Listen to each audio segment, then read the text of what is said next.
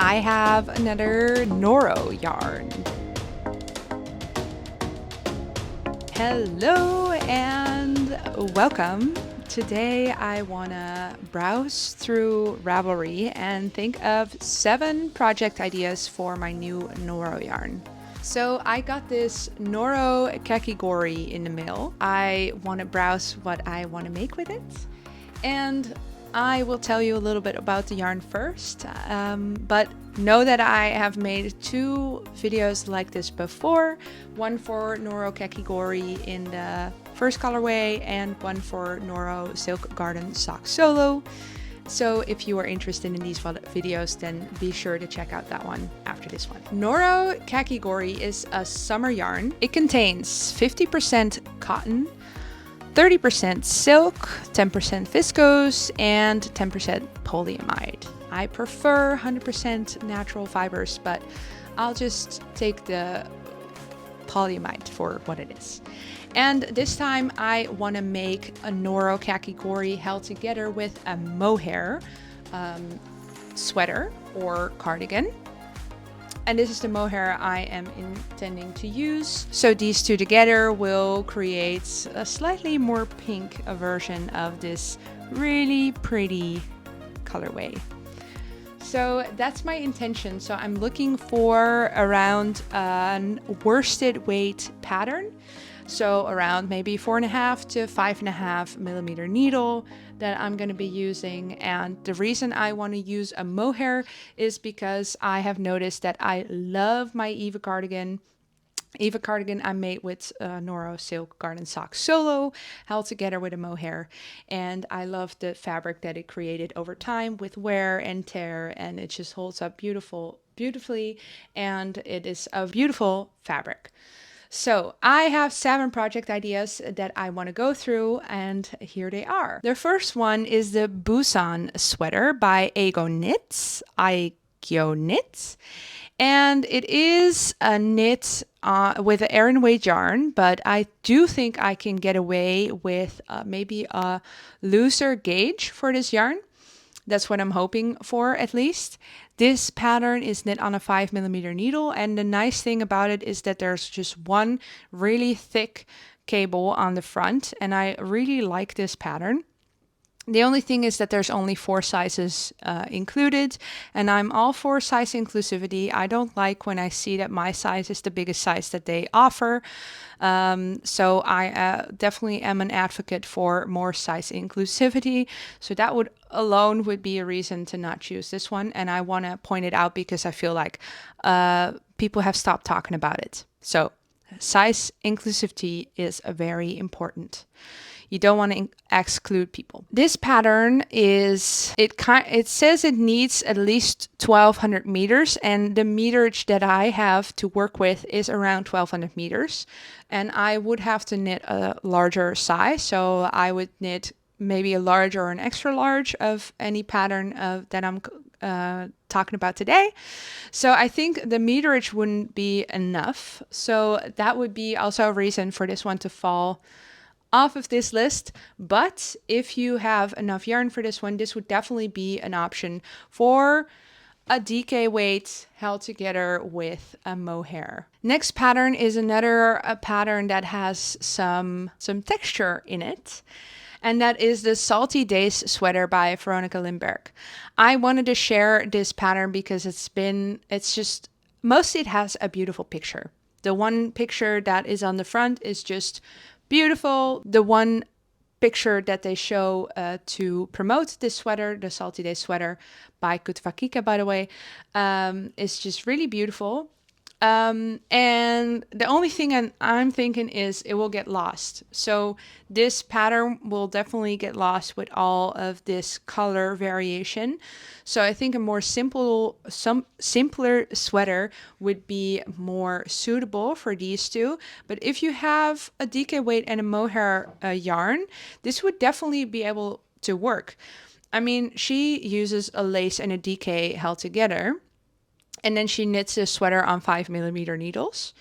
The pattern is size inclusive, so way to go, Kutwakika. It goes from an extra small to 5XL, and the meterage also seems to be something that would be attainable with the yarn that I have. Yeah, so 1200 meters, that seems to be somewhere in the middle. They use for the smallest size 846 meters to 1600 meters for the largest size.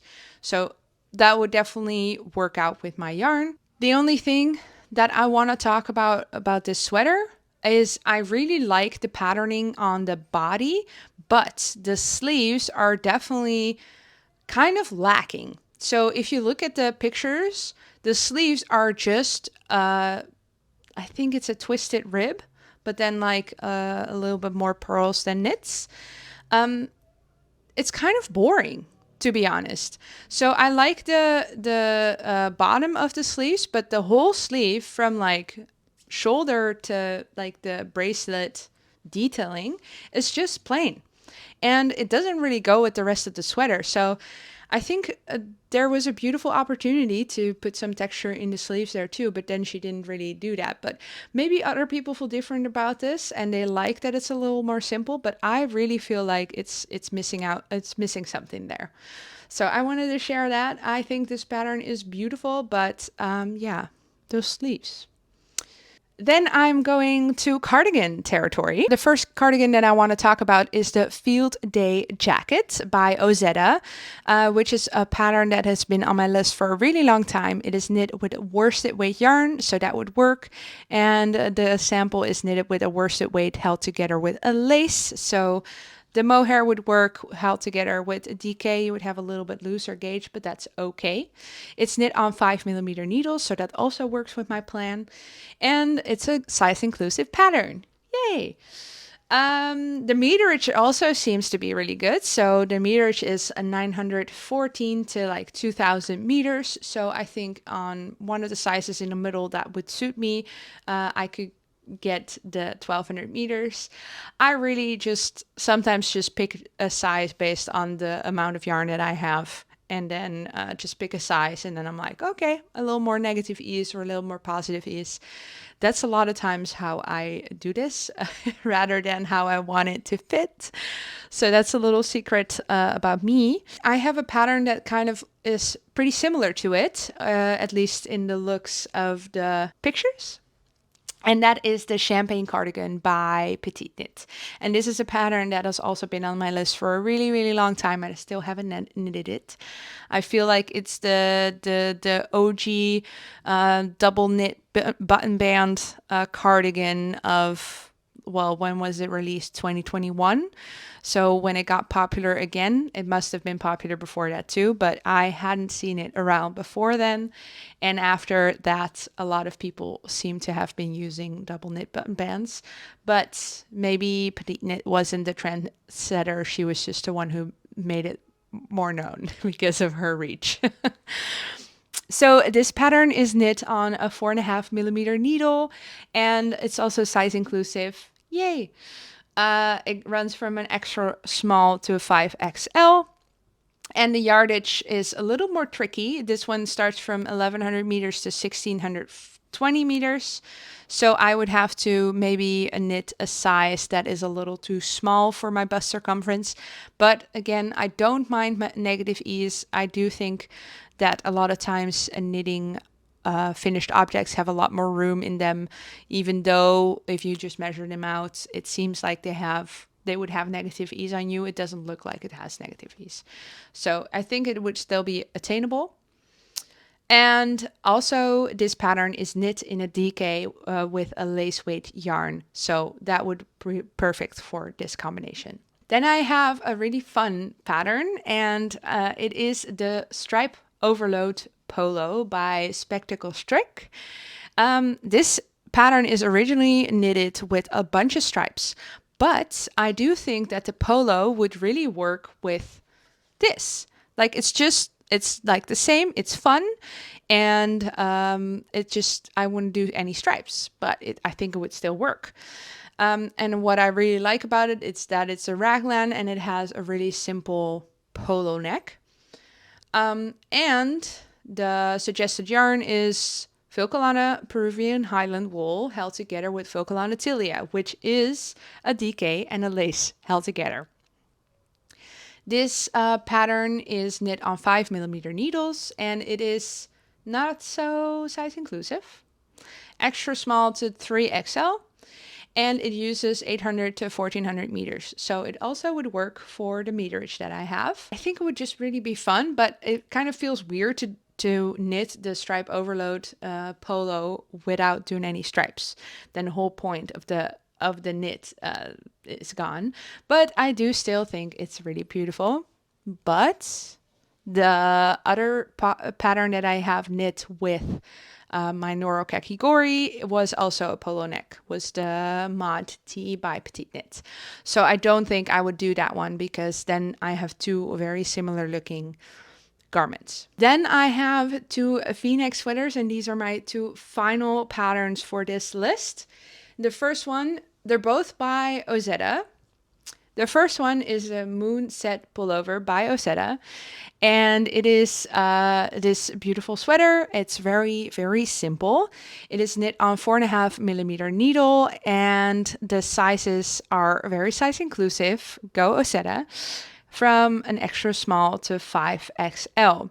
And the sample is knitted in 4.5mm needles, and the meterage seems to be attainable with my yarn. It goes from it might not be. It's a little, I think I need a little bit more yarn to make this one work, to be honest.